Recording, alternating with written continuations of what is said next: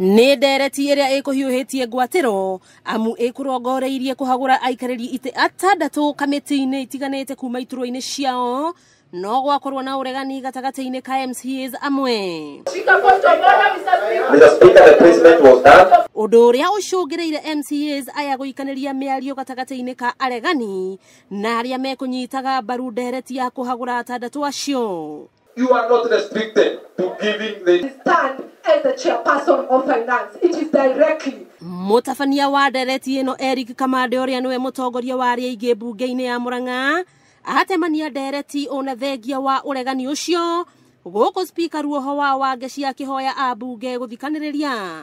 So Mr. Speaker, after this, now the members of those relevant committees we will go and serve the shortcomings in their committee. Aya atandatũ nĩo Caroline Wairimo, Jane Wanjiru, Lilian Kabaya, Stanley Brumuhia, Keiro Bebe na Francis Githuka makiuga marahagũrwo nĩ ũndũ wa kũhũrana na ngukumio ĩrĩa ĩrĩ thirikari-inĩ ya Murang'a.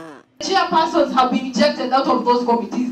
And it is in these laws. I want to show you, Mr. Speaker, I am using our standing orders. The same laws tell us that the chairperson can only be rejected by the members of that committee. Mr. Speaker, it is not the manual of the select committee. How many times have we complained about financial impropriety in this assembly?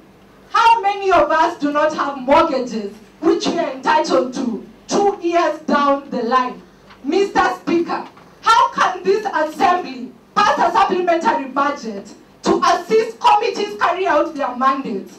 And then, Mr. Speaker, the money disappears into thin air. Lawmakers, we make a supplementary budget for these committees. We are increasing membership so that they can have 22 million, and that 22 million cannot be explained where it is. And I will stand strong on that point. Na arĩa mekũnyitaga mbaru ndereti ĩno makĩregana na ũhoro atĩ nĩ gũkoretwo na ngukumio thirikari-inĩ ya Murang'a. Ona thutha wao gũikio nja, rĩu arĩa mararĩ aikariri gĩtĩ aya atandatũ merũmĩte kĩni atĩ no megũthiĩ na mbere na gũthũrima ũrĩa ũhũthĩri wa mbeca ũrĩthiaga na mbere mbunge-inĩ ĩno. Ngĩribotera Kameme TV kuma mbunge-inĩ ya kaunti ya Murang'a, rĩtwa rĩakwa nĩ Wambui Wa Mwangi wa Wokabi.